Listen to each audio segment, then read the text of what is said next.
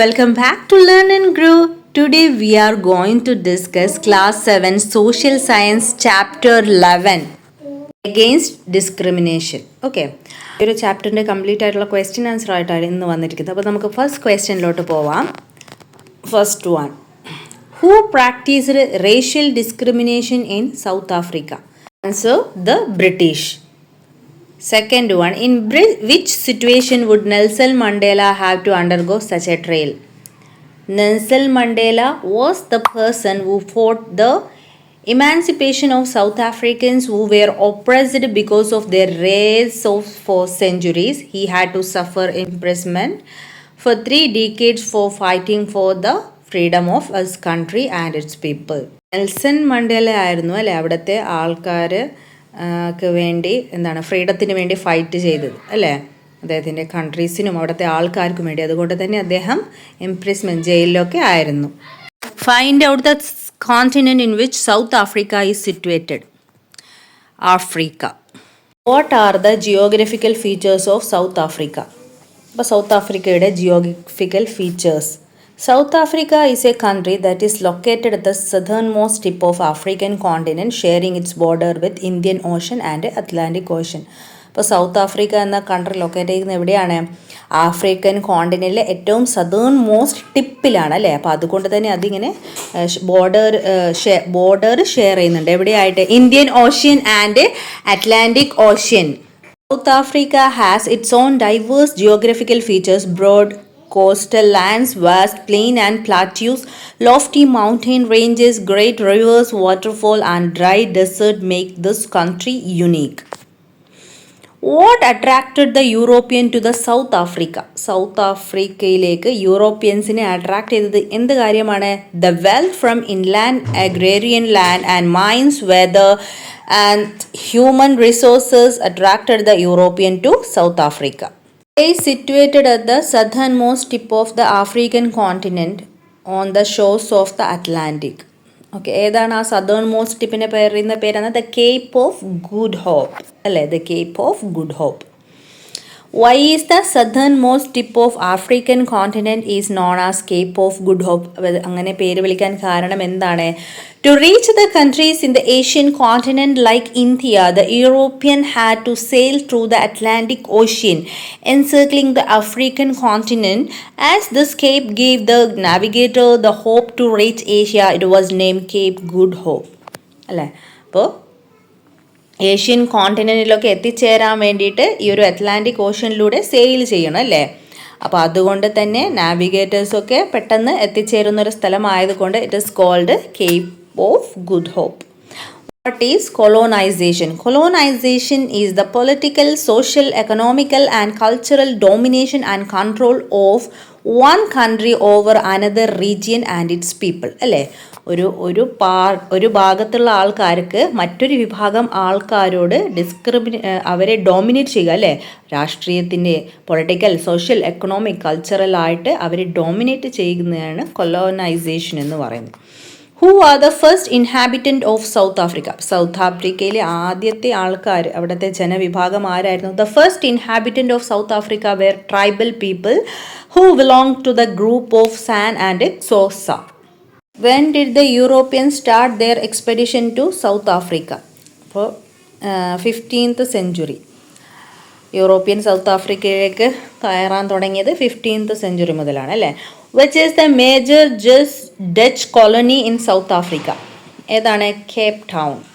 Were the reason that Britain they decided to make South Africa their colony with the aim to acquire more land areas in different parts of the world to capture the immense wealth of Africa, to establish supremacy over other European countries and to make it a temporary point of halt on their journey to Asian continent. ഇപ്പോൾ എന്താ ഇവിടെ പറയുന്നത്? ലോകത്തിൻ്റെ വിവിധ ഭാഗങ്ങളിൽ കൂടുതൽ ഭൂപ്രദേശങ്ങൾ സ്വന്തമാക്കുക, അതുപോലെ തന്നെ ആഫ്രിക്കയുടെ അപാരമായ സ്വത്ത് സമ്പത്തൊക്കെ പിടിച്ചെടുക്കുക, മറ്റ് യൂറോപ്യൻ രാജ്യങ്ങളുടെ മേൽ ആധിപത്യം സ്ഥാപിക്കുക, പിന്നെ ഏഷ്യൻ ഭൂഖണ്ഡത്തിലേക്കുള്ള തങ്ങളുടെ യാത്രയ്ക്ക് താൽക്കാലിക വിരാമമിടുക എന്നീ ലക്ഷ്യങ്ങളോടെയാണ് ദക്ഷിണാഫ്രിക്കയെ തങ്ങളുടെ കൊളോണിയാക്കാൻ അവർ തീരുമാനിച്ചത്. Who are Boers? ആരായിരുന്നു Boers? Boers are the descendant of the Dutch, French and the German who came to South Africa from Europe. അല്ലേ, യൂറോപ്പിൽ നിന്ന് കുറിയേറി പാർത്ത ഡച്ച്, ഫ്രഞ്ച്, ജർമ്മൻസ് ഒക്കെ ആണ് ബോവേഴ്സ് എന്ന് വിളിക്കുന്നത്. What is the meaning of Dutch word Boer? ബോവറിൻ്റെ മീനിങ് എന്താണ്? ഫാർമർ. ഫാർമർ എന്നാണ് ബോവേഴ്സിൻ്റെ meaning. What were the main causes and outcome of the first Boer war? ഇപ്പോൾ ഒന്നാം ബോവർ യുദ്ധത്തിൻ്റെ പ്രധാന കാരണങ്ങളും അതിൻ്റെ ഫലങ്ങളും എന്തൊക്കെയായിരുന്നു? Britain captured Transvaal to extend their reign to more region. Following this the first Boer was started 1880-81. The Boers won the battle and formed the Republic of South Africa, merging Transvaal and the nearby region. അപ്പോൾ കൂടുതൽ പ്രദേശങ്ങളിലേക്ക് തങ്ങളുടെ ഭരണം വ്യാപിക്കുന്നതിനായി Britain Transvaal പിടിച്ചെടുത്തു. ഇതിനെ തുടർന്ന് ഒന്നാം bower യുദ്ധം ആരംഭിച്ചു. അല്ലേ, ബോവേഴ്സ് യുദ്ധത്തിൽ വിജയിക്കുകയും ട്രാൻസ്വാളും സമീപ പ്രദേശങ്ങളും ഒന്നിപ്പിച്ച് ദക്ഷിണാഫ്രിക്ക റിപ്പബ്ലിക് രൂപീകരിക്കുകയും ചെയ്തു. Second question, what were the main causes and outcome of the second Boers War? അപ്പോൾ സെക്കൻഡ് ബോവേഴ്സ് വാറിൻ്റെ യുദ്ധ കാരണങ്ങളും ഫലങ്ങളും. Dispute over the asset from the gold mines and control over them led to the second Boers War. The Boers administrator instituted tax on the gold mines. The British demanded the right to vote for their labours in the mines. When this demand was denied by the Republic administrator, the armed struggle, the most destructive war in the history of South Africa, started. The British army defeated the Boers Republic in this battle. അപ്പോൾ എന്താ ഇവിടെ പറഞ്ഞിരിക്കുന്നത്?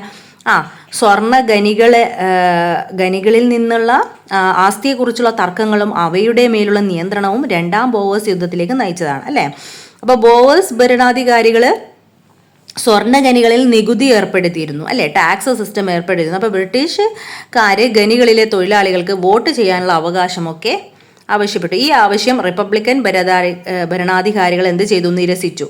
ദക്ഷിണാഫ്രിക്കയുടെ ചരിത്രത്തിലെ ഏറ്റവും വിനാശകരമായ ഒരു യുദ്ധമാണ് ആരംഭിച്ചത്. ഓക്കെ, ഈ യുദ്ധത്തിൽ ബ്രിട്ടീഷ് സൈന്യം ബോവേഴ്സ് റിപ്പബ്ലിക്കുകളെ പരാജയപ്പെടുത്തി. When did Mahatma Gandhi come to South Africa? 1893.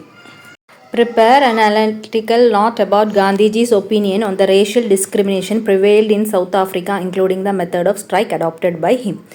In Indian opinion, a diary started by Gandhiji in Africa, he wrote about the discrimination of colonial administration toward the African. Thus, Africans alone are the original inhabitant of this land. The whites have occupied the country forcibly and appropriated it to themselves.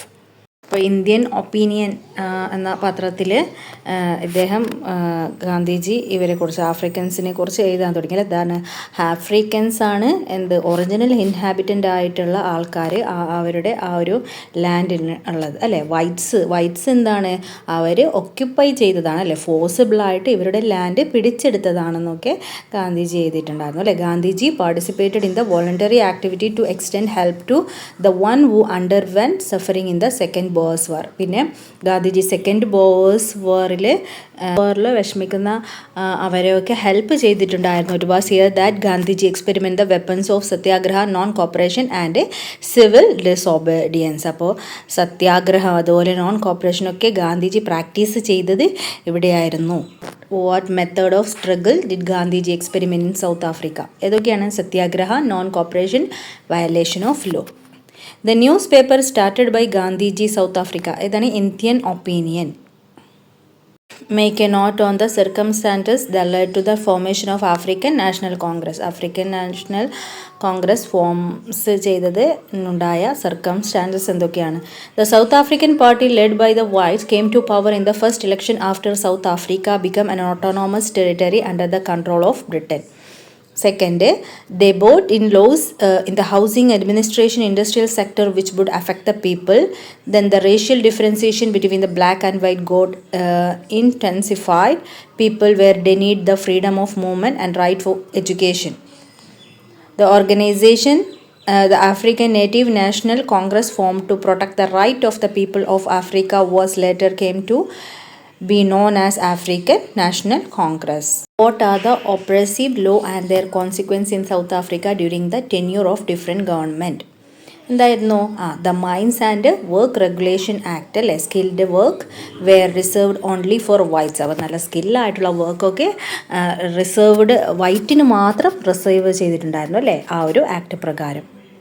Native land act എന്താണത്? Black were allowed to allocated special areas called reserves that were not allowed to purchase land in other areas. ഒരു പ്രത്യേക ഏരിയാസിലുള്ള land മാത്രമേ ബ്ലാക്സിന് വാങ്ങാൻ പറ്റുള്ളൂ അല്ലേ, ബാക്കിയൊക്കെ വൈറ്റ്സിന് ഉള്ളതാണ്. പിന്നെ the native acts, urban act, black wear restricted from entering cities.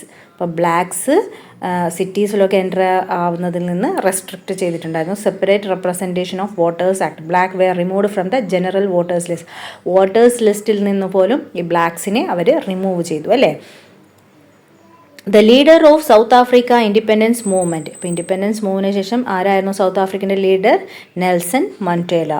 What is apartheid? The social order that discriminated the blacks racially and economically is known as apartheid, due to which the whites in South Africa got high consideration. The National Party that came to power in 1948 legally enforced the racial separation and discrimination and legalized the apartheid. Okay, apartheid എന്ന് വെച്ചാൽ എന്താണ്? ഒരു social order that discriminated the black racially and economically is known as അല്ലേ. ബ്ലാക്സിനെ എല്ലാറ്റിൽ നിന്ന് മാറ്റി നിർത്തപ്പെടുക അല്ലേ. അപ്പം വൈറ്റ്സിന് എന്താണ് എല്ലാ സ്ഥലത്തും കൺസിഡറേഷൻ കൊടുക്കുക എന്നതാണ് അപ്പാർട്ടൈഡ് കൊണ്ട് ഉദ്ദേശിക്കുന്നത്. അപ്പം നെൽസൺ മണ്ടേല ആരായിരുന്നു? Nelson Mandela was born on 18th July 1918 in Tempu royal family in the Transkei province of South Africa.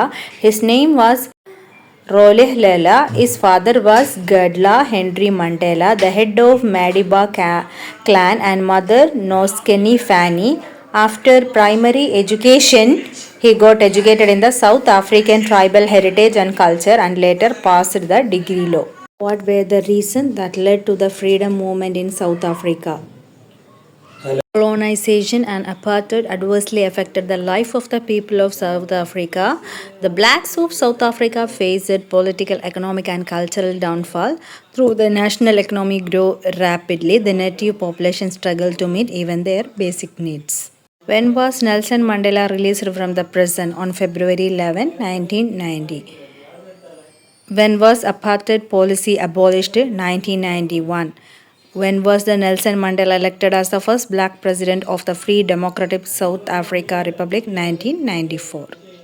Okay dears, അപ്പോൾ ഇന്നത്തെ ക്ലാസ് നിങ്ങൾക്ക് ക്വസ്റ്റ്യൻസൊക്കെ ഹെൽപ്ഫുള്ളായെന്ന് വിശ്വസിക്കുന്നു. എൻ്റെ ക്ലാസ് നിങ്ങൾക്ക് ഇഷ്ടപ്പെട്ടാൽ do subscribe, support and share with your friends. Okay, അപ്പോൾ വീണ്ടും മറ്റൊരു ക്ലാസ് വേണ്ടി വേണം. Till then bye, thanks for watching.